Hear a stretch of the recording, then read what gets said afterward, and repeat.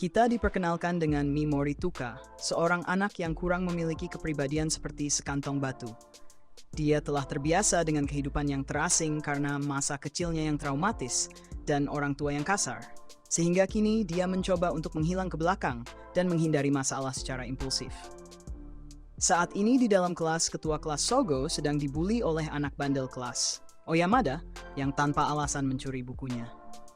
Dan tidak ada yang benar-benar peduli untuk membantunya. Terutama bukan guru yang jelas-jelas membenci pekerjaannya. Karena tidak ada yang bertindak untuk menyelamatkan Sogo, Mimori memutuskan untuk bertindak sekali saja dan berdiri dari kursinya untuk meminta Oyamada mengembalikan bukunya. Oyamada terkejut bahwa seorang seperti Mimori yang tidak dikenal berani melawannya. Namun, ketika dia hampir memulai untuk membuli Mimori juga, sosok populer di kelas, Takuto, angkat bicara dan meminta Oyamada untuk diam. Oyamada mencoba untuk meyakinkan Takuto bahwa dia ingin mengajari Mimori tempatnya sebagai karakter latar belakang.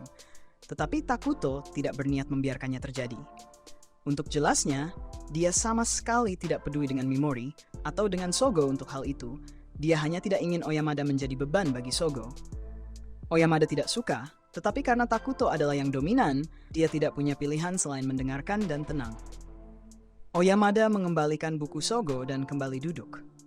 Tetapi karena dia perlu menghibur dirinya sendiri, dia mulai diam-diam membuli anak di seberangnya, Yasu. Guru akhirnya bersuara dan menyuruh Oyamada berhenti mengganggu Yasu. Guru sebenarnya tidak peduli, tetapi jika Oyamada terlalu banyak membuli Yasu sampai akhirnya melompat dari jembatan, bahwa dia tidak akan mendapatkan bonus tahunannya, maka guru tidak masalah selama dia melakukannya dengan baik. Hal-hal menjadi hening di dalam bus setelah itu, tetapi tiba-tiba semua murid diangkut ke dalam sebuah ruangan di mana mereka disambut oleh Dewi Vicious. Dia menjelaskan bahwa kerajaannya, Alien, memanggil para pejuang berani untuk melawan Kaisar Iblis jahat setiap kali dia muncul. Terakhir kali Kaisar Iblis muncul adalah 200 tahun yang lalu, dan untungnya dia berhasil dikalahkan si Enter ketua berani pahlawan-pahlawan sebelumnya. Namun, Kaisar Agung telah bangkit sekali lagi, dan Kaisar Iblis kini berkuasa, sehingga Alien telah memanggil para siswa untuk menjadi pahlawan-pahlawan berikutnya dari kerajaan Alien. Para siswa masih sangat bingung dengan semua yang telah terjadi sejauh ini, jadi mereka mengira ini semua entah itu lelucon, atau mungkin mereka semua telah meninggal dalam kecelakaan bus. Guru tersebut memperhatikan semua orang dan memberitahu mereka bahwa dia juga tidak yakin apa yang sedang terjadi. Tetapi untuk saat ini, mereka semua sebaiknya mendengarkan Vicious saja. Vicious mengucapkan terima kasih kepadanya, mengira dia mengerti apa yang telah dia katakan. Tetapi sebenarnya dia hanya terpikat oleh Buba. Guru mesum itu terlepas. Inura mengambil waktu sejenak untuk menilai situasi. Inura sekarang berada dalam mimpi, tetapi tidak seperti apapun yang pernah dia lihat sebelumnya. Ada seorang dewi berdiri di depannya, dan dia tidak merasa seperti dia sedang bermimpi. Jadi, hanya ada satu kesimpulan yang bisa diambil. Mereka sebenarnya telah dipanggil ke dunia lain. Takundra menjelaskan bahwa dewi itu ingin mereka mengalahkan Kaisar Iblis yang disebut-sebut ini. Tetapi dia ingin tahu apa yang terjadi jika mereka menolak untuk bekerja sama. Dewi itu memberitahu mereka bahwa sayangnya dia tidak memiliki kekuatan untuk mengirim mereka pulang jika mereka tidak ingin menjadi pahlawan-pahlawan alien. Tetapi masih ada cara bagi mereka untuk kembali ke bumi. Ini melibatkan ritual pemanggilan terbalik yang memerlukan alien jahat untuk dipanggil ke Kaisar Iblis. Dan satu-satunya cara untuk mendapatkan elemen jahat ini adalah dengan mengambilnya dari hati Kaisar Iblis. Atau menyerap elemen tersebut saat dilepaskan pada kematian Kaisar Iblis. Oyamada masih tidak melihat alasan mengapa mereka harus mengorbankan nyawa mereka untuk melawan Kaisar Iblis ini, ketika Vicious pada dasarnya telah menculik mereka. Jadi Vicious melakukan satu-satunya hal yang bisa dia lakukan dan memohon mereka untuk mempertimbangkan kembali menjadi penyelamat dunia ini. Sogo memutuskan untuk berbicara dan memperkenalkan dirinya sebagai ketua kelas. Dan meskipun Vicious menyebut mereka sebagai penyelamat, mereka tetap hanya siswa sekolah menengah biasa. Dan mereka bukan satu-satunya yang menjadi penyelamat dunia ini. Vicious mengatakan kepadanya bahwa tidak perlu khawatir karena mereka telah diberi kekuatan yang tidak dimiliki oleh manusia lain di dunia ini. Mereka semua merasa sulit untuk mempercayainya. Jadi, Vicious memutuskan untuk memberikan sedikit demonstrasi untuk membuktikan bahwa kemampuan khusus benar-benar ada. Dia memerintahkan seorang narapidana untuk dibawa keluar. Kemudian sebuah binatang setan muncul dan memakan narapidana itu. Setelah setan itu dengan kejam mengoyak narapidana tersebut, Vicious melemparkan bola api untuk menghabisinya. Itu seharusnya cukup traumatik bagi para siswa, sehingga mereka dapat menerima bahwa mereka berada di dunia baru. Dan sekarang setelah mereka mulai percaya pada apa yang telah dia katakan, Vicious mengarahkan perhatian mereka pada bola kristal yang akan digunakan untuk mengevaluasi kemampuan mereka. Satu persatu, para siswa maju untuk mengevaluasi kemampuan mereka, dan mereka semua tampak memiliki bakat yang cukup baik. Yang mencolok, ketika Oyamada mendekati bola kristal, itu bersinar dengan warna merah yang cemerlang, artinya dia sangat kuat menurut standar dunia ini. Selanjutnya adalah giliran Takuto, dan saat dia meletakkan tangannya di atas kristal, kristal itu hancur berkeping-ping. Semua orang terkejut dan bingung dengan apa yang baru saja terjadi. Jadi Dewi menjelaskan bahwa ini berarti Takuto adalah peringkat S. Peringkat S adalah yang tertinggi dalam hal kekuatan dan melampaui semua orang lain. Jadi memiliki satu pahlawan peringkat S saja sudah sangat beruntung. Tetapi saat tes bakat berlanjut, terungkap bahwa Sogu juga peringkat S karena dia menghancurkan bola kristal cadangan yang mereka bawa. Dan itu belum selesai, karena ada pahlawan peringkat S ketiga yang menghancurkan bola kristal cadangan kedua yang tersimpan. Vicious tidak percaya betapa luar biasa roster pahlawan ini ternyata, jadi dia bertanya siapa yang akan datang berikutnya. Orang itu ternyata adalah Mimori. Dia meletakkan tangannya di atas kristal, dan itu mulai bersinar ungu. Tetapi cahaya yang dipancarkan dari bola itu jauh lebih lemah dibandingkan dengan yang lain. Jadi dia bertanya kepada Vicious apa peringkatnya.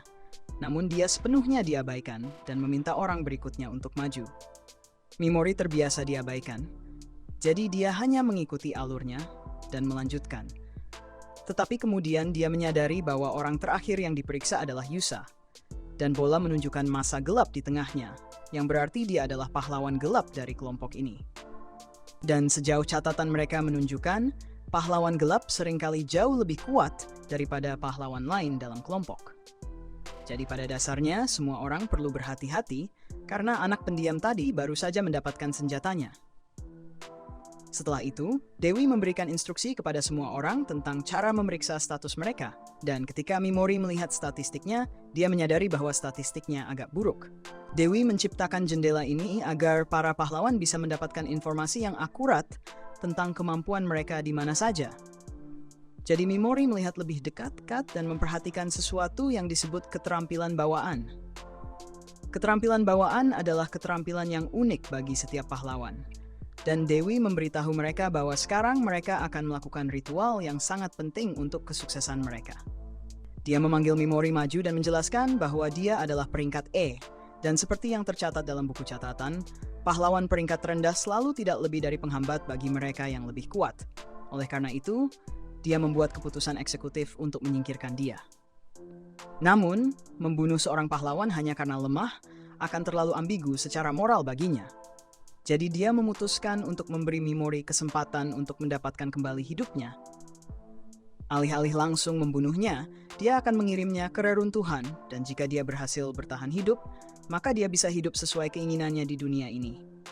Mimori bertanya apakah reruntuhan itu berbahaya, dan Vicious menjawab bahwa tentu saja reruntuhan itu berbahaya, tidak akan ada artinya sebagai tempat eksekusi jika aman. Mimori mencoba untuk meyakinkannya dan mengatakan bahwa dia memiliki keterampilan bawaan pemberian status abnormal, jadi itu pasti akan berguna bagi tim mereka. Tetapi dengan kekecewaannya, Dewi memberitahunya bahwa sihir dan keterampilan status abnormal di dunia ini benar-benar tidak berguna, karena hampir tidak pernah berhasil seperti yang diinginkan, dan bahkan ketika berhasil, mereka tidak terlalu berguna sama sekali. Mimori mencoba untuk mengajak kesadaran moral Dewi dan mengatakan bahwa dia tidak bisa hanya membuangnya ketika dia yang memanggilnya ke sini tanpa persetujuannya. Tetapi nama Dewi itu secara harfiah adalah Vicious, jadi sepertinya dia tidak peduli. Saat Mimori mencoba menerima nasibnya, Yasu menyentuh pundaknya, dan Mimori mengira Yasu akan membela dirinya karena dulu Yasu sering membantunya ketika dia dibuli di bumi. Namun, sekarang setelah dia memiliki kekuatan, Yasu juga berubah menjadi sama jahatnya dengan yang lain. Jadi dia mengejek Mimori karena lemah dan mengutuknya kepada nasibnya yang mengerikan. Pada saat ini, Mimori menyadari bahwa tidak ada yang peduli jika dia dibuang ke sini, dan semua siswa lain hanya ingin dia pergi. Jadi dia berdiri untuk menerima nasibnya saat Vicious melemparkan kepadanya sebuah tas ajaib sebagai hadiah penghiburan. Namun setidaknya ada satu orang di sana yang tahu ini tidak benar. Karena Sogu maju dan meminta Vicious untuk mempertimbangkan kembali pembuangan Mimori. Namun, Vicious sangat mantap untuk membuang Mimori. Jadi dia hanya memukul Sogo sampai pingsan agar tidak bisa mengeluh tentang hal itu. Mimori tidak tahan lagi dengan kekejaman dan ejekan itu. Jadi dia mencoba menggunakan keterampilan efek status abnormalnya untuk mematikan Dewi. Tetapi sayangnya, sebagai Dewi, dia selalu memiliki perisai anti-status abnormal yang tidak pernah digunakan sejak era Heian. Dia mengejek Mimori karena gagal dalam serangannya, dan tanpa menunda lebih lanjut, dia ingin semua orang menyaksikan bagaimana pecundang ini akan dipindahkan ke nerakanya. Tepat saat itu, Takuto melepaskan serangan, yang meninggalkan lubang besar di dinding. Tetapi saat Dewi melihat ke arahnya, dia menjelaskan bahwa dia tidak mencoba menyelamatkan Mimori atau apapun. Dia hanya ingin menguji kekuatannya dan tidak menyadari bahwa serangannya akan menyebabkan kerusakan sebanyak itu. Beberapa teman sekelas Mimori merasa senang melihatnya dibuang, sementara yang lain tetap acuh tak acuh dan satu-satunya orang yang mendukungnya telah dipukul sampai pingsan. Jadi saat dia hampir dipindahkan, Mimori menyerah pada peran karakter latar belakangnya dan menunjukkan jari tengah kepada Vicious, bersumpah untuk membuatnya menyesal suatu hari nanti. Mimori terbangun di reruntuhan terbengkalai dan mencoba membuka layar statusnya. Tetapi sistem memberitahunya bahwa dia tidak bisa melakukannya karena tingkat cahaya yang rendah di area tersebut. Saat itulah dia ingat tas yang dia dapatkan. Jadi setelah menuangkan sedikit mana ke dalamnya, tas itu menghasilkan cukup cahaya untuk dia gunakan lagi. Namun, saat dia berjalan-jalan dia tersandung pada kerangka manusia di tanah, dan apapun yang membunuh kerangka itu masih berada di dalam reruntuhan. Jadi Mimori sangat waspada sekarang. Dia akhirnya tersandung pada beberapa batu, dan untungnya dia melakukannya, karena itu memungkinkannya untuk hampir menghindari serangan diam-diam dari monster yang menakutkan. Dia tidak punya waktu untuk memikirkan atau khawatir tentang tempat dia melarikan diri, karena jika dia berhenti sejenak pun, dia akan dibunuh. Saat dia terus berlari, Mimori akhirnya tersandung pada sebuah batu. Dan saat monster mendekatinya, emosi yang dia rasakan bukanlah ketakutan, tetapi frustrasi. Frustrasi atas kenyataan bahwa dia ditinggalkan oleh semua orang yang kasar itu, dan ditakdirkan untuk mati karena itu. Dia tidak memiliki senjata untuk melawan dan tidak ada keterampilan yang berguna untuk digunakan karena efek status abnormalnya tampaknya tidak mungkin berhasil. Namun, itu tidak berarti dia tidak akan mencoba menggunakan segala yang dia bisa untuk bertahan hidup. Jadi Mimori melemparkan Paralyze pada monster itu, dan dengan keterkejutannya, itu benar-benar berhasil.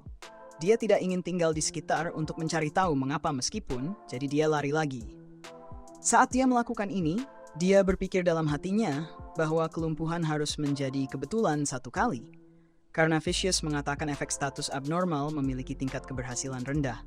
Tetapi dalam terburu-buru untuk melarikan diri, Mimori akhirnya bertemu dengan monster lain yang terlihat seperti perpaduan antara ayam dan kecoa. Apapun itu akan membunuhnya jika dia tidak segera melakukan sesuatu.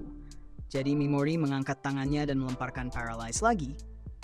Sepenuhnya mengharapkan itu gagal, tetapi dengan mujizat, itu berhasil lagi. Satu kali bisa jadi kebetulan, tetapi 2 kali berturut-turut berarti tingkat keberhasilan efeknya jauh lebih tinggi dari apa yang diklaim Dewi. Kemungkinan efek Mimori berbeda dari yang lemah yang berasal dari dunia ini, tetapi bahkan jika dia bisa membela diri dengan sihirnya, itu tidak akan berguna baginya jika dia kehabisan mana untuk menggunakannya. Dia hanya memiliki 1 titik mana tersisa, jadi dia menggunakannya untuk melemparkan racun pada monster itu. Dan begitu dia melakukannya, monster itu mulai mati perlahan. Selain memiliki tingkat keberhasilan yang tinggi, sihir Mimori juga memiliki durasi yang sangat lama, jadi dia bisa duduk-duduk dan menunggu monster itu mati. Dia resmi tidak memiliki titik mana lagi, jadi dia tidak tahu apa yang akan terjadi jika dia mencoba menggunakan efek statusnya lagi. Namun, dia tidak mendapatkan banyak waktu untuk pulih karena monster pertama sudah mengejarnya. Efek kelumpuhannya yang dia lemparkan sebelumnya pasti sudah hilang. Tetapi, meskipun dia tidak memiliki mana lagi, tidak ada yang akan datang menyelamatkannya. Jadi Mimori siap untuk bertarung demi kelangsungan hidupnya. Dia mencoba menggunakan Paralyze lagi pada Minotaur. Tetapi kali ini, keterampilannya gagal untuk diaktifkan, jadi Mimori harus melompat keluar dari jalannya. Dia diberitahu oleh sistem bahwa dia tidak diizinkan untuk melemparkan EV yang sama beberapa kali pada satu target. Jadi dia menyusun rencana baru dan melemparkan Sleep pada Minotaur, menyebabkannya jatuh pingsan.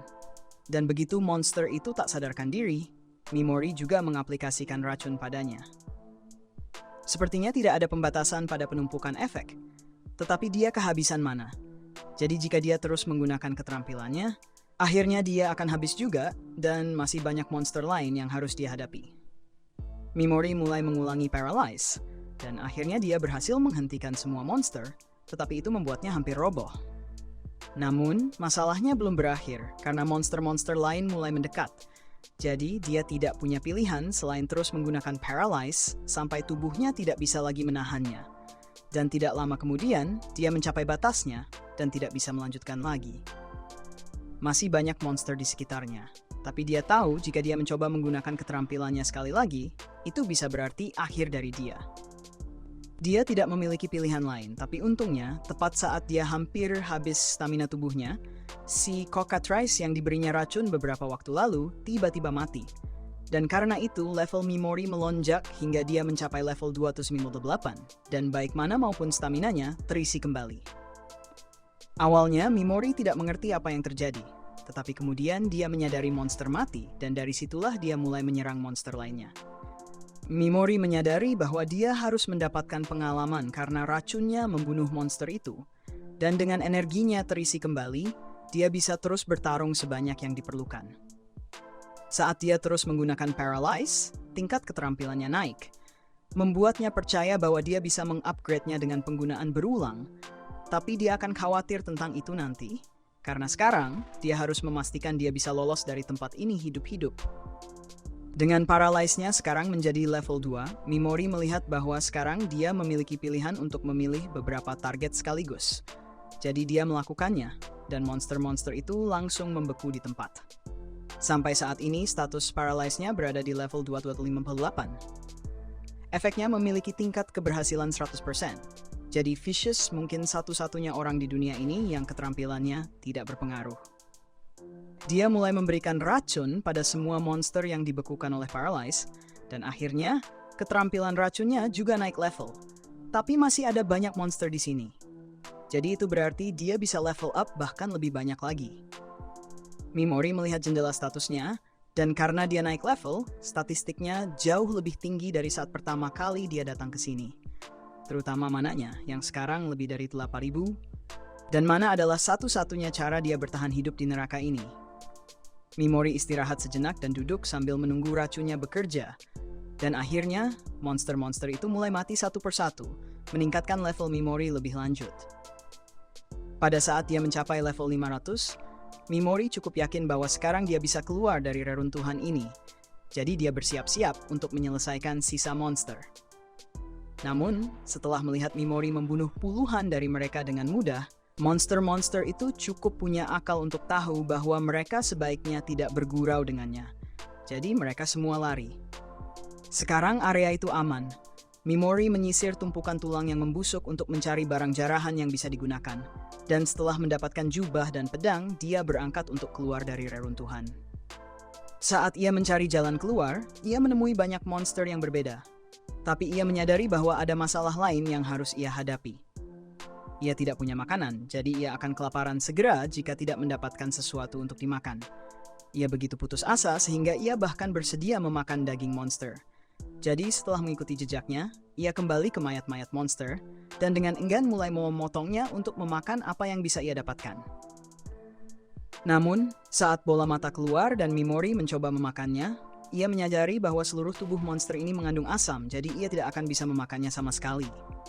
Tanpa sumber makanan, Mimori percaya bahwa ia akan mati kelaparan sebelum ia berhasil keluar dari sini. Tidak ada energi tersisa dalam tubuhnya. Tapi kemudian ia memperhatikan perubahan warna tas ajaibnya. Dan karena itulah, satu-satunya sumber cahaya yang ia miliki, ia dengan panik berlari ke sana untuk menyediakannya dengan lebih banyak mana. Namun, saat ia melakukannya, ia merasakan sesuatu muncul di dalam tas, dan dengan senang hati, ia menemukan sebuah bungkus beef jerky dan sebotol soda. Ia dengan antusias mulai makan, dan meskipun ini berarti masalah kelaparannya teratasi untuk saat ini, ia tidak yakin apakah tas itu akan bisa menghasilkan makanan lagi. Saat hari-hari terus berlalu di dalam reruntuhan, Mimori semakin terbiasa membantai monster secara massal dengan kemampuannya, tapi ia khawatir bahwa ia mungkin kehilangan kemanusiaannya karena hal ini. Kembali di bumi, setelah menderita pelecehan dari ayah tirinya, Mimori hampir saja terjerumus ke jalur penjahat yang kejam.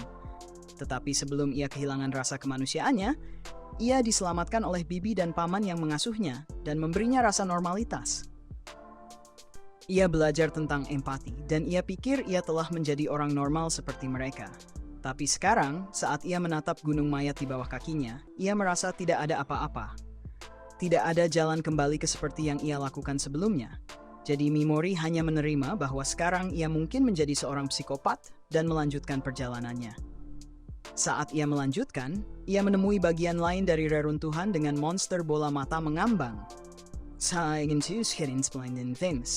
Sesaat ia melanjutkan, ia menemui pintu dengan kunci ajaib, dan ketika membukanya, ia menemukan sebuah ruangan kecil dengan 2 tengkorak di dalamnya. Mimori berasumsi bahwa mereka pasti merupakan orang-orang yang dibuang oleh Vigilant, tapi ia tidak tahu apa yang harus dilakukan dengan mereka. Jadi ia memutuskan untuk mengeluarkannya dari ruangan tersebut. Vigilante dan Mimori sendiri juga kejam, tapi mereka tidak cukup beruntung untuk selamat. Ia mencari-cari barang di sekitarnya dan menemukan sebuah kantong yang penuh dengan permata. Jadi meskipun ia merasa bersalah karena mencuri dari mayat, permata-permata itu mungkin berharga dan bisa ia gunakan setelah ia keluar dari sini, sehingga ia tidak lagi merasa bersalah. Mimori menjelajahi ruangan-ruangan lain di sekitarnya juga, dan akhirnya ia menemukan satu ruangan yang membutuhkan banyak mana untuk dibuka. Tapi begitu ia berhasil membukanya, ia menemukan sebuah tengkorak duduk dengan sebuah catatan di sebelahnya. Ini adalah orang yang sama yang disebutkan Vicious sebagai yang terkuat di antara mereka semua. Menurut catatan Anglin, Vicious mengirimnya ke sini secara paksa setelah tidak lagi membutuhkannya sebagai pahlawan.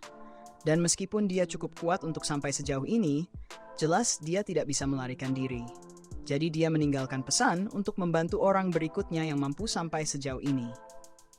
Mimori merasa bahwa Vicious mungkin mengatakan Raja Iblis itu jahat, tapi ginya Vicious sendiri sama buruknya. Meskipun begitu, kita tidak bisa mengatakan bahwa Mimori jauh lebih baik darinya, karena tujuannya hanya untuk membalas dendam kepada Vicious, dan dia tidak peduli jika harus menghancurkan dunia untuk melakukannya. Saat ia sedang merampok Anglin si bijaksana besar, Mimori menemukan jasad Anglin. Ia menemukan sebuah buku seni terlarang yang penuh dengan informasi tentang resep obat dan petunjuk alat sihir yang mungkin berguna nantinya. Jadi ia memutuskan untuk menyimpannya. Dia juga menemukan sebuah gulungan sihir terlarang, tapi ia tidak mengerti apa yang tertulis di dalamnya. Namun, jika seorang bijaksana besar seperti Anglin begitu susah payah menyimpannya tersembunyi sampai saat-saat terakhirnya, itu pasti sangat kuat. Bahkan mungkin cukup kuat bagi Mimori untuk akhirnya mengalahkan Dewi jika bisa memecahkan rahasianya. Mimori hampir siap untuk pergi, tapi sebelum pergi, ia mencuri jubah Anglin karena jubah itu lebih keren daripada jubah lamanya. Dia melihat buku Anglin lagi, tapi kali ini ia melihat peringatan berdarah yang memberitahunya untuk berhati-hati dengan pemakan jiwa. Dan peringatan menakutkan itu membuat Mimori bertanya-tanya apakah pemakan jiwa itulah yang membunuh Anglin. Mimori melanjutkan perjalanannya melalui reruntuhan sampai ia menemukan sebuah pintu yang ia kira akan membawanya ke permukaan. Namun, jika ini benar-benar pintu terakhir, itu berarti pemakan jiwa yang diceritakan Anglin juga berada di sini. Mimori tetap waspada terhadap sekitarnya dan memeriksa statusnya untuk memastikan bahwa ia siap menghadapi ini. Dia melakukan segala yang dia bisa untuk memastikan dia naik level sebanyak mungkin sebelum tiba di sini. Jadi, kita hanya bisa berharap bahwa kemampuannya cukup untuk mengalahkannya. Mimori akhirnya menemukan wajah yang menyeramkan dan yakin bahwa ini pasti Soul Eater. Jadi dia segera mencoba menggunakan Paralyze padanya. Tetapi begitu dia keluar dari persembunyiannya, Soul Eater menembakkan laser ke tangannya. Ini pertama kalinya ada yang berhasil menghentikannya menggunakan skillnya. Dan Mimori harus membunuhnya karena satu-satunya cara keluar adalah menggunakan permata di dahinya. Untuk mengaktifkan skillnya, dia perlu menggunakan Soul Eater untuk menghabisi Soul Eater itu sendiri. Untuk melakukannya, dia harus mengucapkannya dengan keras dan berada dalam jarak tertentu. Tetapi semua itu tidak masalah jika Soul Eater dapat menyerangnya sebelum dia selesai mengaktifkan sihirnya. Saat Mimori masih memikirkan apa yang harus dilakukan, Soul Eater keluar dari dinding untuk mengejarnya. Jadi dia benar-benar tidak punya pilihan selain bertarung sekarang. Sementara itu, di luar reruntuhan, seorang gadis mencoba melarikan diri dari pengejarnya dan memutuskan untuk bersembunyi di dekatnya, tanpa tahu bahwa pertempuran sengit sedang terjadi di dalam. Saat Soul Eater perlahan mendekati Mimori, dia bertanya-tanya mengapa belum juga menembakinya dengan laser. Tetapi segera dia menemukan bahwa Soul Eater meludahkan lendir ungu yang berubah menjadi bentuk manusia. Mereka adalah jiwa orang-orang yang telah dibunuh Soul Eater, dan mereka dipaksa untuk menyerang Mimori. Jadi dia terpaksa mematikan mereka, meskipun mereka masih manusia. Meskipun mereka menjadi gumpalan pasta yang menjijikan. Soul Eater menikmati menyaksikan Mimori kesulitan karena dia tidak bisa menyerang jiwa-jiwa itu karena alasan moral, dan dia juga tidak bisa menyerang Soul Eater karena reaksi terlalu cepat. Mimori mulai hancur dan menangis banyak karena dia berkata bahwa dia tidak ingin melukai orang lain, dan dia kehilangan aura dengan cepat karena terus-menerus menangisnya. Tetapi saat Soul Eater menikmati air mata Mimori, dia mengungkapkan bahwa itu semua hanyalah akting saat dia mematikan Soul Eater dengan Paralyze. Dia tahu dia tidak akan pernah berhasil mematikan Soul Eater, kecuali dia berhasil membuatnya menurunkan kewaspadaannya. Jadi dia pura-pura sedang mengalami krisis mental agar Soul Eater tidak curiga apapun. Dan sekarang Soul Eater terpaku. Mimori sebenarnya tidak peduli apa yang terjadi pada jiwa-jiwa jika dia membunuh Soul Eater. Dan meskipun dia sudah banyak waktu untuk mencoba membunuh Soul Eater, dia tetap akan meracuni Soul Eater. Soul Eater berjuang untuk bergerak karena frustasi kalah oleh Mimori. Dan ini memberitahu Mimori bahwa monster kuat bisa mencoba mengatasi kelumpuhannya. Tetapi itu menyebabkan kerusakan tambahan pada tubuh mereka. Itu menarik dan semuanya, tetapi dia tidak ingin membuang waktu lagi di sini. Jadi dia melemparkan racun pada Soul Eater dan menghancurkannya sekali dan untuk semua. Setelah melakukan itu, jiwa-jiwa yang bisa dikonsumsi oleh Soul Eater dilepaskan, dan mereka semua muncul di depan Mimori untuk berterima kasih telah membebaskan mereka. Mereka telah mendukungnya saat dia berusaha bertahan hidup di reruntuhan.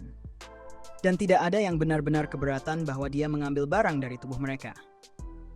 Kemudian, Mimori didekati oleh Anglin, dan dia hanya memiliki satu hal untuk dikatakan. Dia ingin Mimori menurunkan Dewi dan membalas dendam atas mereka semua.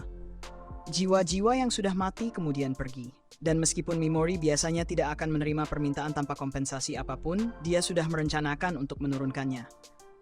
Dan sekarang bahwa monster terakhir sudah ditaklukkan, Mimori bisa membuka pintu dan memulai pencariannya untuk membalas dendam di permukaan. Sementara itu, di hutan luar ibu kota kerajaan, teman sekelas Mimori yang lain sedang berburu iblis untuk meningkatkan level mereka. Oyamada mengejar seekor anjing iblis dengan pedangnya, sementara Takuto membakar monster lain dengan keterampilan kuatnya, berhasil mencapai level 16. Di lokasi lain, Yasu, seorang kutu buku yang kepribadiannya berubah 180 derajat, membakar beberapa monster dengan mantra gelapnya dan tertawa mendengar jeritan mereka dari kejauhan. Seorang gadis pemalu dan murni bernama Kobato ragu-ragu untuk membunuh monster, tetapi seorang gadis pengganggu bernama Asagi memaksanya untuk membunuh mereka atau kehilangan nyawanya. Ini adalah ujian pertama yang diberikan kepada mereka oleh Dewi. Asagi terus mengawasi Kobato dan memberitahunya bahwa segera kelas akan terpecah dan berbagai faksi akan terbentuk karena ada banyak orang yang egois di sana. Asagi yang memiliki peringkat B berencana untuk membuat faksi sendiri dengan gadis-gadis yang mengikutinya. Dia tahu bahwa karena Kobato hanya memiliki peringkat D, dia tidak akan diterima oleh faksi Takuto atau yang lainnya yang kuat.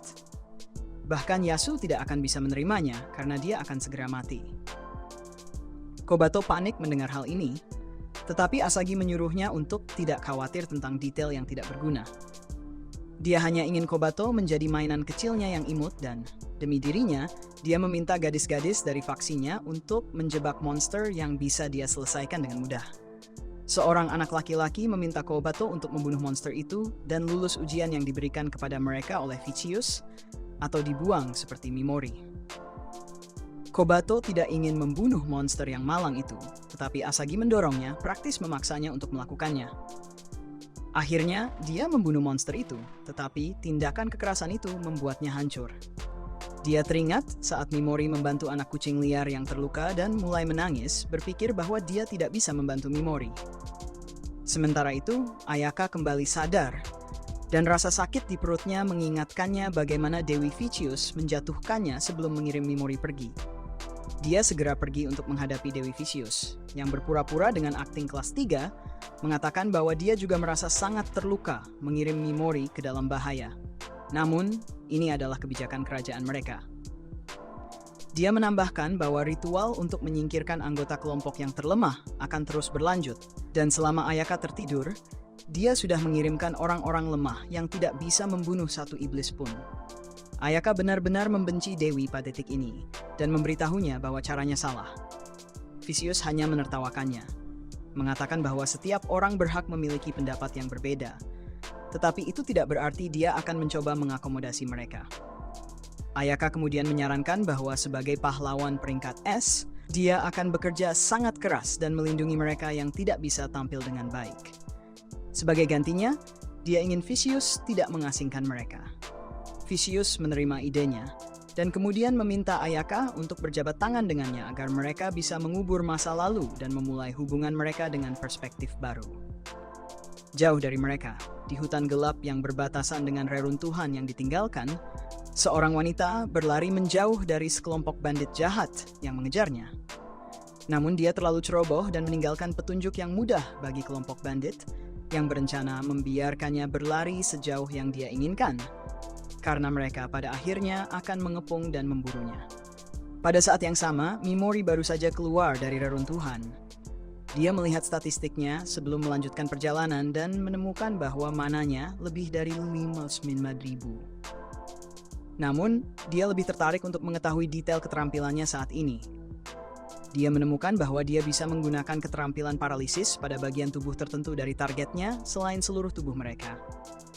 Dia juga bisa melemahkan keterampilan racunnya agar tidak mematikan.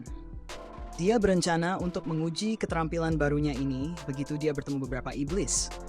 Tetapi saat dia terus berjalan, dia mendengar suara mencicit dari balik pepohonan. Dia menemukan sekelompok slime sedang mengganggu slime yang lebih kecil, dan Mimori merasa kasihan pada slime kecil itu. Dia lalu memintanya untuk meninggalkan para slime. Namun, slime kecil itu lebih berani daripada anak yang biasanya diintimidasi dan melawan para pengganggunya.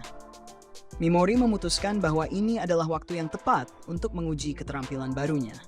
Jadi dia melumpuhkan semua slime dan kemudian menggunakan racun tidak mematikan pada slime pengganggu. Dia kemudian menghilangkan racun dan keterampilan paralisis dari slime pengganggu dan membuat mereka lari. Dia berbalik ke slime kecil dan memberitahunya bahwa dia telah berbuat baik dalam melawan para pengganggu. Mimori mengatakan pada slime bahwa dia akan melepaskannya dari keterampilan paralisis dan memintanya untuk tidak menyerangnya. Mimori kemudian melepaskan slime dari keterampilan paralisis dan melanjutkan perjalanannya, tetapi slime itu mulai mengikutinya. Mimori berpikir bahwa slime itu juga adalah orang buangan seperti dirinya, jadi dia memutuskan untuk mengadopsinya.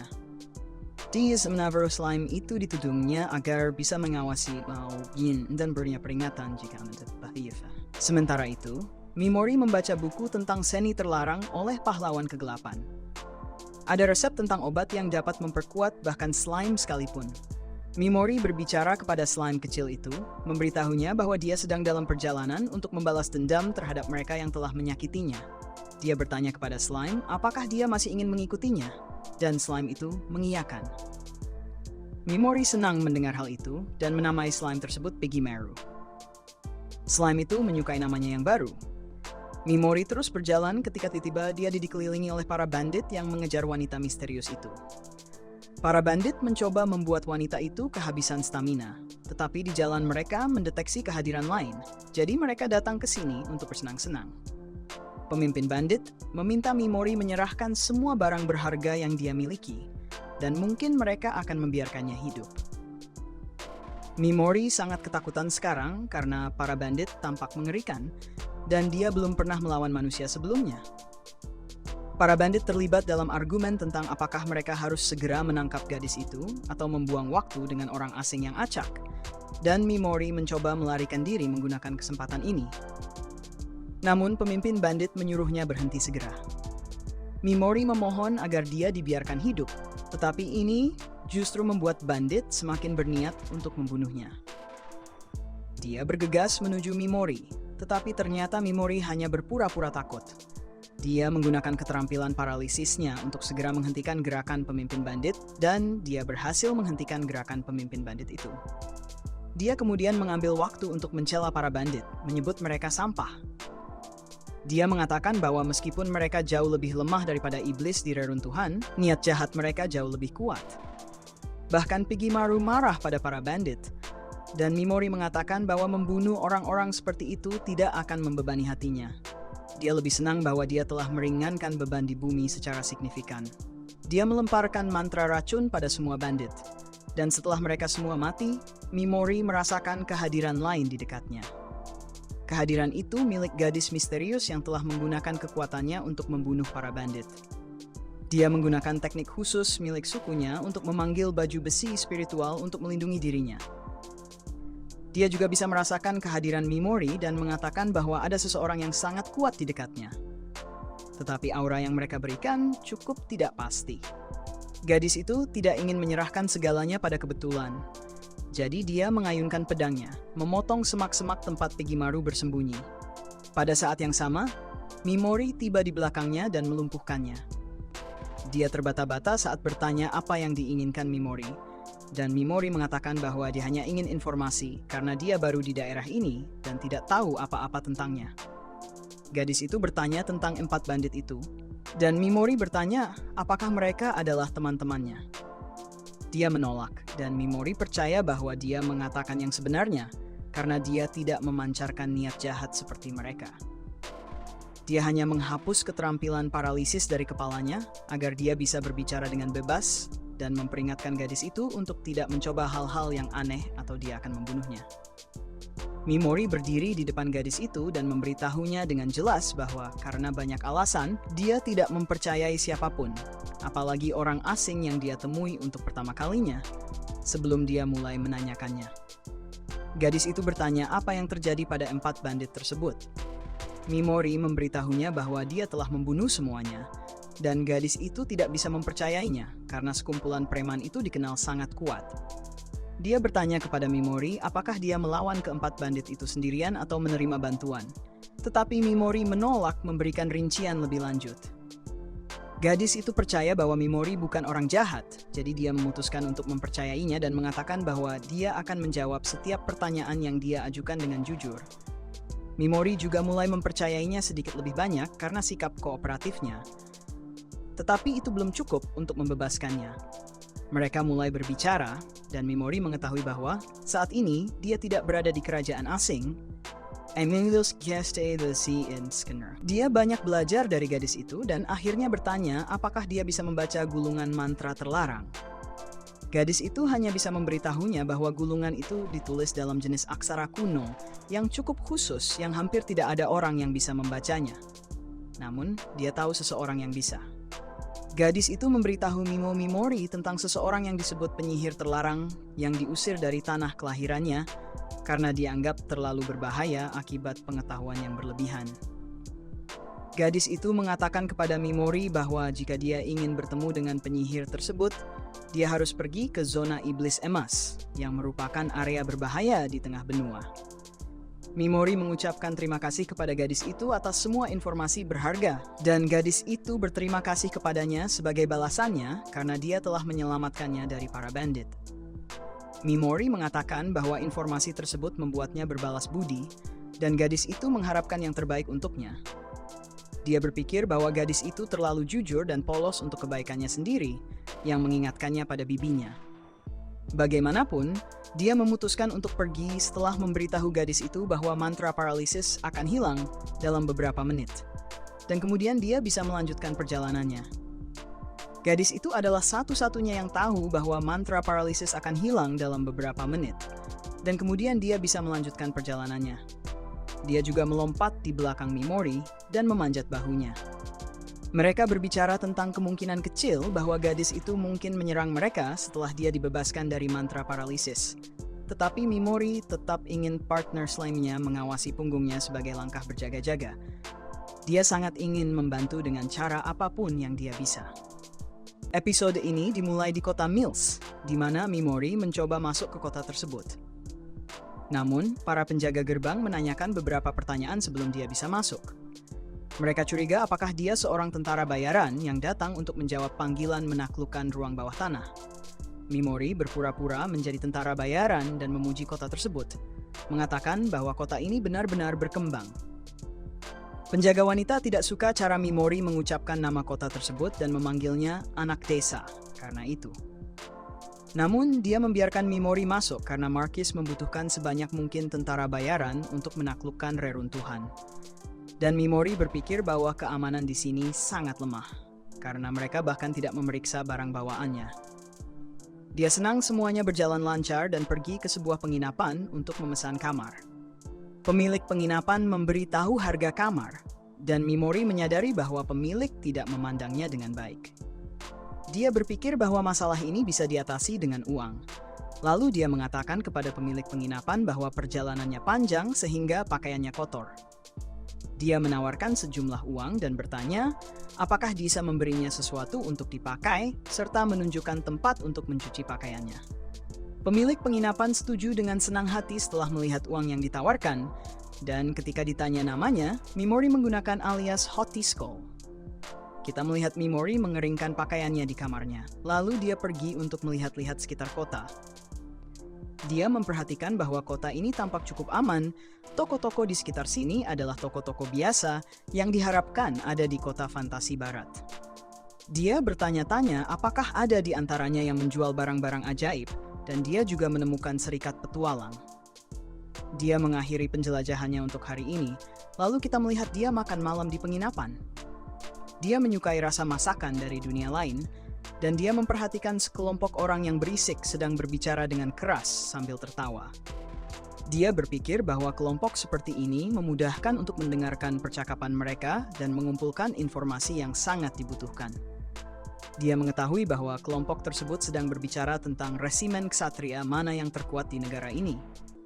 Mereka masing-masing menyebutkan resimen yang berbeda, tetapi pada akhirnya, mereka semua setuju bahwa yang terkuat adalah naga hitam, ksatria naga dari Kekaisaran Bicus. Karena mereka telah memusnahkan Kekaisaran Suci, mereka menyebutkan bahwa hanya 5 dari ksatria mereka sekuat pasukan, dan mereka juga memiliki pembunuh pahlawan terkuat di pihak mereka.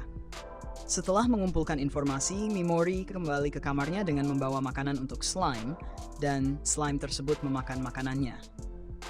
Kemudian Mimori berpikir bahwa dia perlu membuat rencana untuk masa depan, dan dia menjelaskan bahwa prioritas utamanya saat ini adalah menemukan seseorang yang bisa membaca gulungan sihir terlarang. Dia tahu bahwa ini berarti dia harus menemukan penyihir terlarang yang bersembunyi di zona iblis emas, atau tanah monster bermata emas.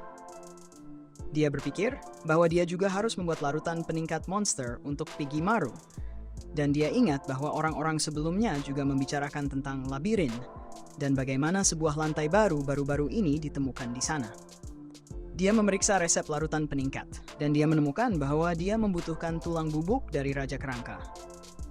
Untuk membuatnya, dia menyadari bahwa habitat Raja Kerangka tersebut ada di reruntuhan pabrik, dan dia memutuskan untuk ikut serta dalam ekspedisi reruntuhan.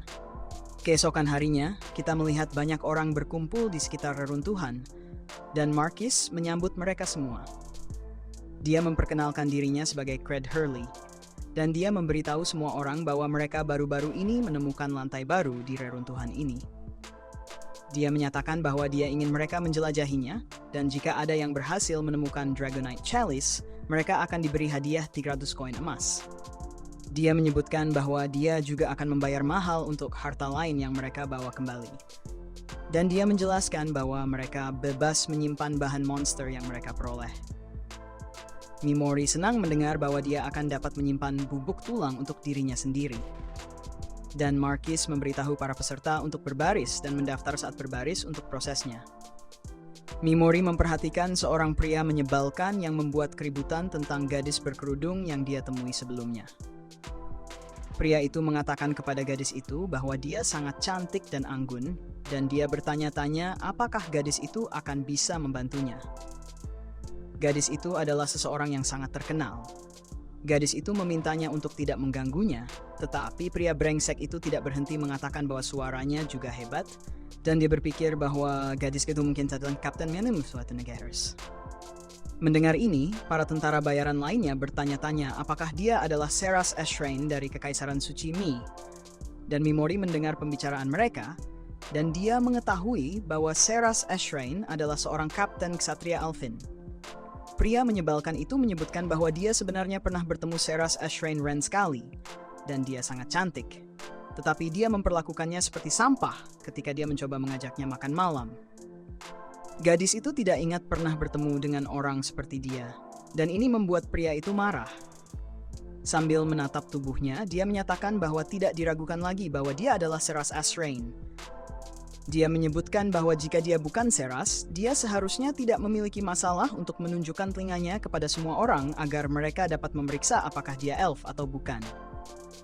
Dia melepas tudung gadis itu, dan dengan sikap sombong dia berpura-pura telah mengungkap identitas ksatria putri, tetapi dia menyadari bahwa gadis itu tidak memiliki telinga runcing.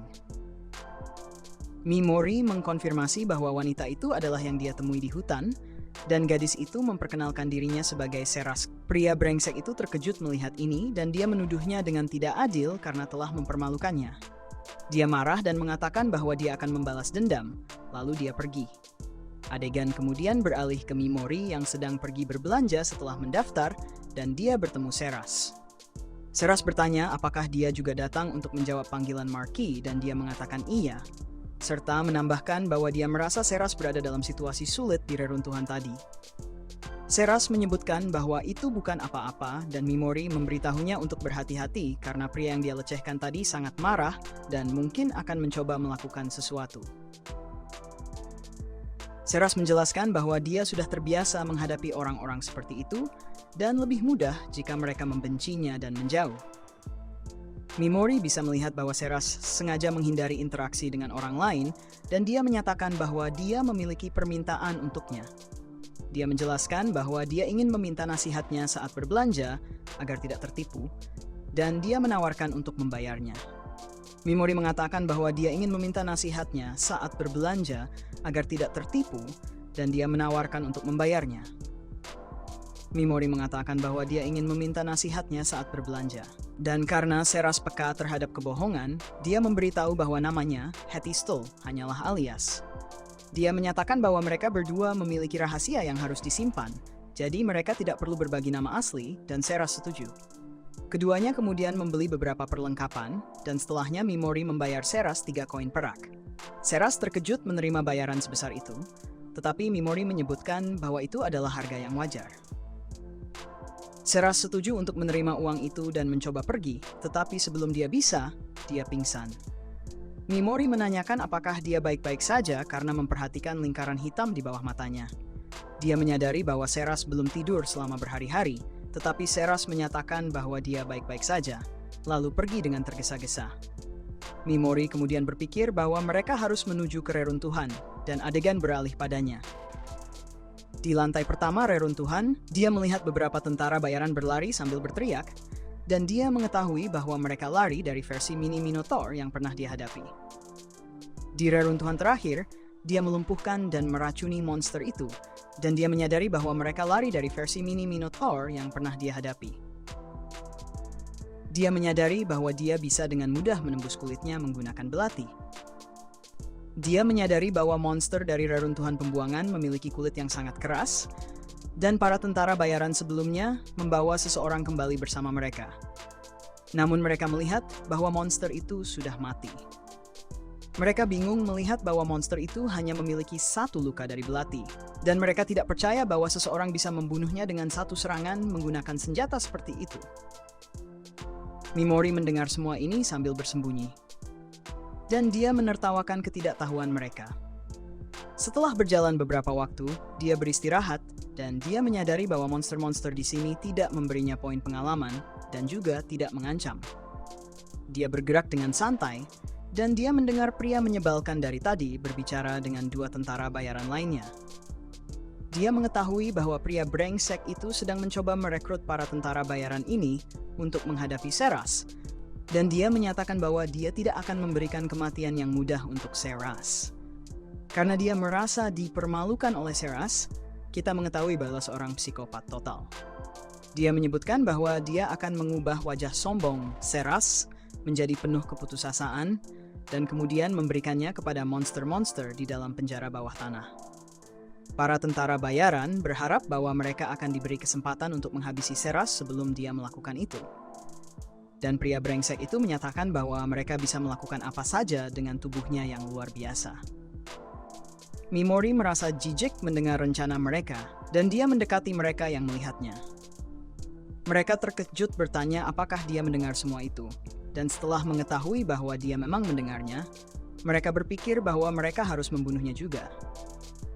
Mereka menyebutkan bahwa mereka bisa menyalahkan kematiannya pada monster, karena orang sering mati di reruntuhan. Sebelum mereka menyerang, Mimori mengarahkan tangannya ke mereka, meminta mereka untuk berhenti. Dia memohon agar mereka menyelamatkannya, dan mereka terhibur melihatnya memohon belas kasihan, tetapi mereka tidak berhenti sampai Mimori melumpuhkan mereka. Mereka terkejut, tidak bisa bergerak, dan Mimori memberitahu mereka bahwa merekalah yang akan mati sekarang. Dia berpikir bahwa bahkan dirinya sendiri merasa jijik dengan sisi jahat ini, dan dia menyadari bahwa mungkin ini karena mengingatkannya pada orang tuanya. Dia kemudian meracuni para tentara bayaran, dan dia merasa puas meninggalkan mereka hingga mati. Pria menyebalkan itu menyatakan bahwa dia tidak akan membiarkan Mimori lolos begitu saja, dan dia akan membuatnya membayar. Tapi Mimori tertawa jahat, dan dia menyebutkan bahwa pria itu tidak akan mendapatkan kesempatan seperti itu. Beberapa monster kemudian muncul, dan Mimori meninggalkan mereka sebagai makanan untuk para monster itu. Dia kemudian melanjutkan penjelajahannya, dan setelah beberapa saat dia menaklukkan lantai di atas lantai baru tersebut. Dia memutuskan untuk beristirahat sebelum menuju lebih dalam, dan setelah tidur selama 3 jam, dia berterima kasih kepada Pigmaru karena telah berjaga. Dia kemudian menuju ke lantai berikutnya, dan dia melihat kelompok tentara bayaran bernama Saber Tigers.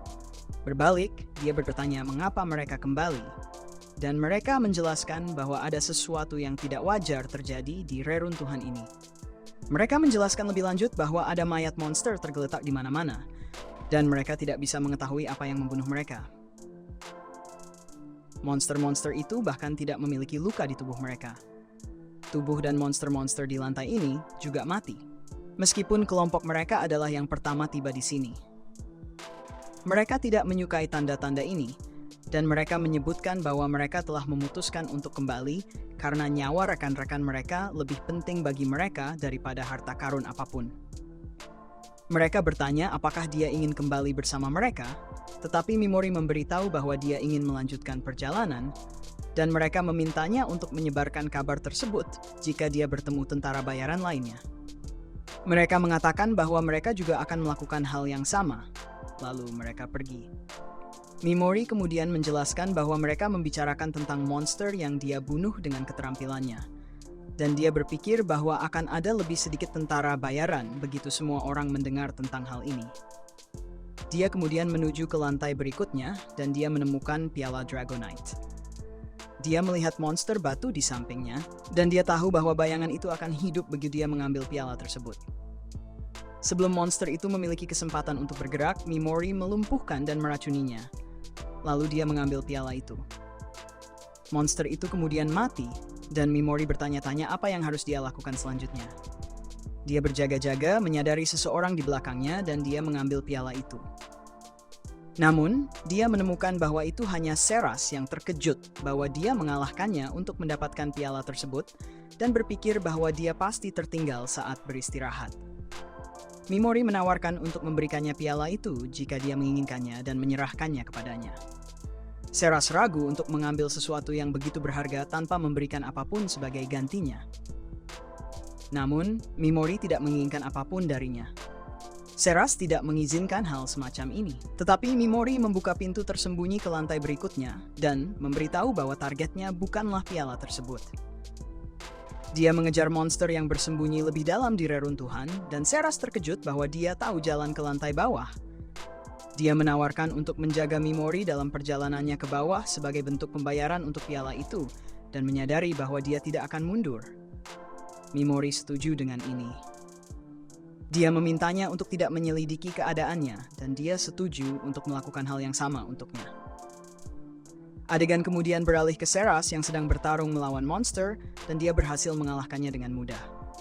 Mimori memujinya atas pemahamannya. Dia menunjukkan keahlian pedang yang luar biasa dan Mimori bertanya kepadanya tentang monster dengan mata emas dan yang tidak memilikinya. Dia menjelaskan bahwa monster dengan mata emas memberikan banyak poin pengalaman, dan mereka adalah mangsa yang sempurna bagi pahlawan dunia lain untuk meningkatkan level mereka. Dia menjelaskan bahwa pahlawan dunia lain tidak mendapatkan pengalaman dari membunuh manusia, dan Mimori menyadari bahwa inilah sebabnya dia tidak mendapatkan pengalaman setelah membunuh White Walkers. Seras kemudian menyebutkan bahwa monster tanpa mata emas hanyalah monster biasa, dan mereka bahkan mampu menjalin hubungan dengan manusia. Dia menjelaskan bahwa, menurut legenda, Raja Iblis memancarkan energi khusus yang dikenal sebagai esensi Raja Iblis dan monster yang dipengaruhinya berubah menjadi bermata emas. Mata emas itu melepaskan naluri kekerasan yang ada pada semua monster, dan Mimori berpikir bahwa cahaya emas yang dipancarkan oleh Takuto mungkin merupakan tanda sesuatu yang lebih besar. Mereka kemudian menuju ke lantai berikutnya.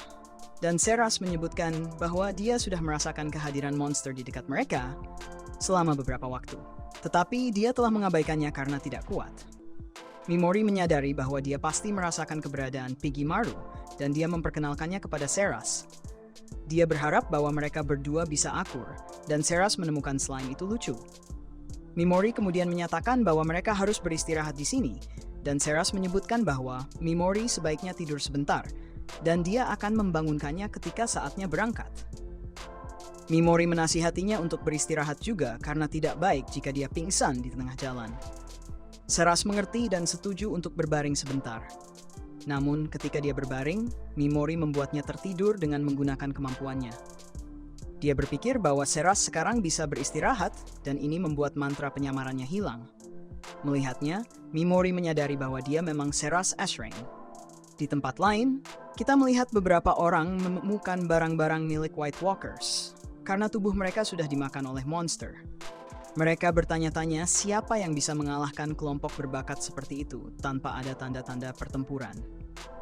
Ksatria terkuat umat manusia bernama Civic Gartland berpikir bahwa mungkin itu adalah Seras. Dia melihat Seras Ashrain, dan dia berharap bahwa kali ini Seras akan bisa memberinya hiburan. Sementara itu, Ksatria Naga Hitam menemukan para pengamat suci tewas tanpa tanda-tanda kekerasan, dan Civic Gartland, manusia terkuat, menduga bahwa sang putri malam dengan baju zirah rohnya yang melakukannya. Berbicara tentangnya, Paladin terbangun tanpa mengetahui bagaimana dia tertidur. Piggymaru tampaknya ingin memberitahunya tentang sesuatu yang membangunkan tuannya dengan suara. Mereka melanjutkan perjalanan sampai menemukan sebuah ruangan yang menurut Mimori bosnya tidak ada. Namun setelah mendengar suara runtuhan, mereka berdua lari dari suara itu. Kemudian muncul Raja Kerangka yang telah menggali jalannya ke permukaan. Keduanya tahu ini adalah musuh yang tangguh, jadi mereka menggandakan kewaspadaan. Seras mengenali monster itu dan sadar bahwa bagian perak di bawah dagunya perlu dihancurkan. Namun, sang putri menunjukkan bahwa bahkan harimau saber tidak dapat mengalahkan lawan ini, jadi kehati-hatian diperlukan. Menganalisis makhluk itu, Mimori percaya bahwa ia melihat Seras sebagai ancaman nyata di sini. Dalam gerakan pertamanya, dia melihat Ksatria Naga Hitam. Dalam gerakan keduanya, sang putri mengumumkan bahwa dia bermaksud menggunakan sihir untuk meningkatkan kemampuan fisiknya dan menciptakan persenjataan khusus. Namun, karena ini adalah teknik yang ingin dia rahasiakan, dia meminta Mimori untuk merahasiakannya hanya di antara mereka. Selain itu, dia meminta maaf sebelumnya jika dia tidak bisa melindungi Mimori dari musuh ini karena dia tidak tahu kekuatan sebenarnya. Oleh karena itu, dia ingin anak itu melarikan diri jika diperlukan. Setelah mengatakan itu, Mimori dengan mudah melumpuhkan dan meracuni Raja Kerangka, membuat Seras terkejut. Setelah mengalahkan monster itu, Mimori sangat senang menemukan apa yang dia cari. Bubuk tulang dari monster ini memungkinkan peningkatan fisik Pigimaru. Seras bertanya apakah ini adalah target yang dicari anak itu, tetapi Mimori merahasiakannya dan mengklaim akan menjawab semua pertanyaan di permukaan. Kemudian Pigimaru menunjuk ke suatu arah, jadi Mimori pergi ke sana dan menemukan objek aneh yang bersinar terang seperti kain ajaib atau semacamnya. Di dalam kain itu, ada telur yang ingin dibawa pulang oleh slime itu, jadi manusia itu membantu Pigimaru meskipun tidak tahu apa itu. Di tempat lain di dalam penjara bawah tanah, tentara bayaran sedang dikejar oleh Ksatria Kerangka, berlari menyelamatkan diri. Salah satu petarung mencoba mengalahkan monster-monster itu, tetapi dengan mudah terpental. Sakura menangis karena kehilangan tangannya dalam pertempuran. Sementara seorang teman menyelamatkannya dengan harapan Dewi akan menyembuhkan luka parah itu. Mengambil posisi depan, Ayaka tidak merasa cukup percaya diri untuk maju melawan musuh. Jadi Omiya Deshogo mengambil posisi terdepan dan memberikan pukulan merah yang menghancurkan kerangka pertama. Tepat di belakangnya, Kirahara Takuto menggunakan ledak naganya yang terkenal untuk menghilangkan masalah itu sekali dan untuk selamanya. Setelah melakukan itu, anak itu bahkan mengakui bahwa dia menghadapi lawan yang tangguh, tapi dia lebih kuat dan berhasil menang. Dengan itu, dia mencapai level 24. Di luar penjara bawah tanah, Ash Rain milik Seras menunjukkan naga Aichalus, membuat semua orang di sekitarnya terpana. Terisolasi dari keramaian, Mimori menyelesaikan urusannya di reruntuhan Mills. Seras datang berlari ke arahnya dan menyatakan bahwa akan ada resepsi besok di mana dia akan menerima hadiahnya. Jadi dia akan menginap di kota. Karena sang putri bebas, Mimori memintanya untuk berbicara secara pribadi di kamarnya pada pukul 8 malam. Terkejut oleh keterus-terangan anak itu dalam menjadwalkan pertemuan, dia menerima syaratnya. Namun sebelum Mimori pergi, dia berterima kasih atas bantuannya dalam mengambil piala itu. Kemudian sebelum sang putri tiba, Mimori menghasilkan solusi peningkatan monster yang sudah lama ditunggu-tunggu. Tak lama, Seras mengetuk pintu tepat pada waktunya. Langsung ke inti masalah, Mimori mengungkapkan bahwa dia ingin mempekerjakan Paladin sebagai pengawal. Meskipun dia memahami jika sang putri lebih suka menggunakan uang dari piala itu untuk bepergian atau melakukan hal lain. Menyebut tentang naga dan piala, Mimori ingin mengingatkan gadis itu bahwa dia telah membantu sepanjang proses ini, sebagai cara untuk membuatnya merasa terpaksa menerima apa yang dia inginkan. Mimori tahu ini bermain curang, tapi jujur saja dia tidak peduli. Tujuannya adalah menemukan penyihir terlarang di negeri monster bermata emas. Jadi dia akan merasa lebih aman memiliki pendekar pedang berbakat di sisinya dalam misi ini. Bagaimanapun, Seras mengungkapkan bahwa akan lebih nyaman baginya untuk menempuh jalan ini. Menganggap dia perlu mencapai Kadipaten Yamato. Tetapi karena wanita itu masih menunjukkan keraguan-raguan, Mimori memintanya untuk mengambil waktu untuk memikirkan tawarannya tanpa terburu-buru. Dia kemudian mengungkapkan bahwa dia tahu nama asli Mist Beluka sebenarnya adalah Seras Ashrain, dan mengambil kesempatan untuk memberitahunya bahwa dia membuatnya tertidur di reruntuhan Mills melalui mantra. Karena dia yakin elf itu tidak akan tidur jika dia khawatir tentang menyembunyikan identitas aslinya. Karena dia tidak tidur selama waktu yang lama, manusia itu berpikir lebih baik memberinya istirahat ini, meskipun tanpa persetujuannya. Mengenai hal ini, Seras mengungkapkan bahwa dia menggunakan kekuatan roh untuk menyembunyikan identitasnya. Sebagai gantinya, ini mengharuskan dia untuk melepaskan keinginannya untuk tidur. Dengan kata lain, dia perlu tetap terjaga agar efeknya tetap ada.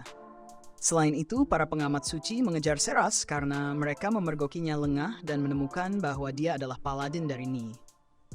Sekarang setelah mereka semua mati, dia berterima kasih lagi kepada manusia itu sambil memperlihatkan telinga elangnya yang runcing. Melihat wanita itu berhenti menyembunyikan siapa dirinya, Mimori berasumsi dia mempercayainya dan dia mengonfirmasi bahwa itu benar. Dengan demikian, pria itu membalas budi dengan mengungkapkan nama aslinya, tetapi meminta elf itu untuk tidak memberitahukan informasi ini kepada siapapun. Sebagai gantinya, dia tidak akan memberitahu siapapun bahwa Mist sebenarnya adalah Putri Malam. Setelah diputuskan, keduanya berjabat tangan dan menyegel kesepakatan untuk memulai perjalanan ini bersama-sama. Lalu Mimori memberinya batu ajaib kebiruan sebagai pembayaran untuk pengawal barunya. Seras terdiam karena itu jelas merupakan permata naga biru. Memang Mimori tidak tahu ini, jadi dia bertanya apakah itu barang berharga. Seras menjelaskan bahwa batu-batu ini terbentuk di dalam naga bermata biru legendaris dan merupakan benda yang sangat langka. Nilainya sangat besar sehingga melebihi piala mata naga. Karena itu dia tidak mengerti bagaimana Mimori bisa begitu saja memberinya sesuatu yang sangat berharga. Memikirkan reaksi sang putri, pria itu percaya bahwa dia terlalu baik untuk kebaikannya sendiri. Namun, dia menegaskan kembali bahwa permata itu milik Seras, dan jika dia tidak menginginkannya, dia bisa membuangnya. Jadi permata itu dikembalikan ke Seras, dan dia terdiam karena itu sangat berharga. Sang putri berhenti berdebat dan memutuskan untuk menyimpan pembayarannya. Mimori meminta untuk terus dipanggil Hetty Skull, dan dia melanjutkan memanggilnya Mist. Karena topik ini dibahas, Seras mencatat bahwa teman seperjalanannya masih sangat sedikit tahu tentang dirinya, jadi dia berencana untuk berbagi lebih banyak tentang dirinya. Namun Mimori tidak ingin menyelidiki masa lalu sang putri. Dia hanya peduli memiliki pengawal berharga di sisinya dalam perjalanan ini. Seras mengomentari kebaikan majikannya yang memungkinkannya untuk tetap menjaga kerahasiaannya. Dan dia merespon bahwa dia memang orang yang keren. Setelah pertemuan itu, saat mandi, Putri Malam merenung bahwa seharusnya dia menyucikan dirinya sebelum bertemu dengan Lord Tuka Mimori. Ketika dia mengatakan bahwa dia tidak ingin tahu tentang masa lalunya, Seras mempercayainya, seperti dia mempercayai sang putri. Saat fajar, mereka bertemu di sebuah kedai untuk sarapan, dan dua pria di meja lain menghina wanita itu dengan mengatakan bahwa seorang tentara bayaran sudah memikatnya. Salah satu dari mereka berkomentar bahwa dia terlihat keluar dari kamar pria yang duduk di sebelahnya. Meskipun dia terlibat dalam percakapan itu, Mimori meminta Paladin untuk tidak memedulikan omongan orang-orang itu. Seras menjawab bahwa Lord Hetty Skull cukup dewasa dalam menyikapi hal itu. Untuk mengalihkan perhatiannya, dia bertanya apakah Seras pernah mendengar tentang sihir terlarang. Dan begitu dia mengonfirmasi, Mimori memperhatikan bahwa dia selalu memiliki kebiasaan menyentuh dadanya saat berbicara. Seras menjelaskan bahwa sihir-sihir ini adalah mantra kuno yang dilarang oleh Dewi melalui dekret. Mendengar ini, Mimori membayangkan bahwa Vicious melarang mantra-mantra ini karena mereka berbahaya baginya. Setelah sarapan, elf itu menginformasikan bahwa resepsi dijadwalkan sekarang, jadi dia pergi untuk menerima hadiahnya dan mengatakan bahwa dia akan kembali pada awal sore. Dengan nama samaran Hetty Skull, pahlawan yang ditinggalkan oleh Dewi Dunia ini mengikuti jalannya sendirian sampai Seras kembali. Setelah beberapa hari bersama putri, pria itu akhirnya punya waktu untuk fokus pada pekerjaannya, seperti meningkatkan Pigimaru. Di resepsi, Ashrain mendengarkan Cred Hercule Marquis of Mills berterima kasih kepada semua tamu atas kehadiran mereka, dan mengumumkan bahwa dia telah membawa seorang penyihir yang berspesialisasi dalam memecahkan ilusi untuk membuktikan keaslian piala mata naga. Saat memasuki aula, penyihir itu memiliki penampilan yang menakutkan dan Seras menelan ludah saat melihat ekspresi dingin dan eksentrik itu. Sementara itu, Mimori terus memperhatikan waktu sambil menunggu kembalinya pengawalnya. Kembali di Kastil Alian, markas para pahlawan dunia ini, Ayaka bertanya apakah Sakura baik-baik saja dan Dewi Vicious meyakinkannya bahwa dia akan menyambung kembali tangannya melalui penyembuhan, tetapi mengingatkan bahwa dia tidak bisa melakukan ini untuk sembarang orang. Sakura berada di peringkat B, dan itu satu-satunya alasan dia akan mendapatkan keistimewaan ini. Kemudian Vicious bertanya apakah Ayaka akan bergabung dengan kelompok Kirihara, dan gadis itu berpikir bahwa dia tidak akan cocok dengan pria itu. Tapi itulah alasan mengapa entitas tersebut membahasnya. Menurutnya, Ayaka mengganggu harmoni kelas 2C dengan keegoisannya. Ayaka dengan putus asa mencoba membela diri dari tuduhan ini, jadi Vicious meminta manusia itu untuk tenang dengan mengklaim bahwa itu mungkin hanya rumor tak berdasar. Dengan mengatakan itu, Dewi itu mulai menangis sambil menyalahkan dirinya sendiri. Ayaka terus meminta maaf, namun tetap menegaskan bahwa bukan ide yang baik untuk membuatnya bergabung dengan Kirihara. Vicious menyiratkan bahwa keputusan ini sama saja dengan berpaling dari seseorang yang perlu diselamatkan. Sehingga manusia itu berargumen bahwa dia menjalankan tugasnya sebagai pahlawan kelas dengan caranya sendiri. Maka Vicious menyerahkan semua murid yang tidak lulus ujian kepada gadis itu. Yang berarti dia akan bertanggung jawab untuk melatih mereka semua. Jika Ayaka menolak, entitas itu mengklaim bahwa dia tidak punya pilihan selain mengeliminasi semua orang karena dia menerima dekret kerajaan untuk mengikuti aturan alien dengan ketat. Tanpa jalan keluar, pahlawan itu menerima usul tersebut dan begitu dia pergi, Vicious akhirnya mengungkapkan semua kebenciannya terhadap gadis itu. Memperhatikan jam, Mimori mulai berpikir sesuatu mungkin telah terjadi pada Seras. Jadi dia bertanya pada Pigimaru apa pendapatnya. Jika slime itu berteriak 2 kali, dia mengira elf itu meninggalkan mereka. Jika berteriak hanya sekali, dia berpikir sebaliknya. Ketika Pigimaru hanya memberikan teriakan pertama, Mimori setuju bahwa mereka berada pada pemahaman yang sama, dan bahwa yang tersisa hanyalah mempercayai bahwa Seras tidak pergi karena sejauh yang mereka tahu, dia sebenarnya memiliki insan untuk artis. Di tengah ingatannya, Mimori mendengar orang-orang di jalan mengatakan bahwa wanita yang menemukan piala adalah Putri Buronan, dan bahwa dia melarikan diri ke hutan gelap sementara dikejar oleh Ksatria Naga Hitam. Kata-kata pria itu terbukti benar saat Ashrain berlari ke hutan sementara para penunggang binatang bersayap menyerang. Setelah menguatkan pedangnya dengan sihir, dia menumbangkan lawan pertama. Setelah itu, lawan kedua jatuh di hadapan pedangnya. Meskipun ilusinya pecah yang sangat mempengaruhi energi spiritualnya, Ashrain membunuh lawan ketiga. Kemudian, Seras menghadapi Gizun, wakil kapten skuad yang dipimpin oleh Ser Orben dari 5 naga. Karena tidak bisa menggunakan pakaian rohnya, elf itu harus mengandalkan roh yang tersedia. Karena dia akan membunuh putri, perwira yang sombong itu mengungkapkan bahwa tim Orben menerima perintah rahasia dan ingin Ashrain mati. Namun, sebelum melakukannya, dia berniat menunjukkan kepada elf apa rasanya bersama seorang pria sebelum mengirimnya ke alam baka. Pada saat itu, tiba-tiba Mimori melumpuhkan dan meracuni Gizun. Kemudian dia menggunakan pedangnya untuk membunuh putri. Ketika dia menidurkan musuhnya karena takut dia mungkin mendengar sesuatu yang tidak seharusnya, dia mengetahui bahwa dia juga akan dikejar jika terus bersama Seras. Jadi elf itu ingin membatalkan perjanjian yang telah mereka buat. Namun, alih-alih melarikan diri, Mimori memberikan semua permata naga birunya kepada putri itu agar dia tidak kekurangan sumber daya. Terakhir, dia meminta Seras untuk membuka pakaiannya di tempat itu, membuat gadis itu terdiam.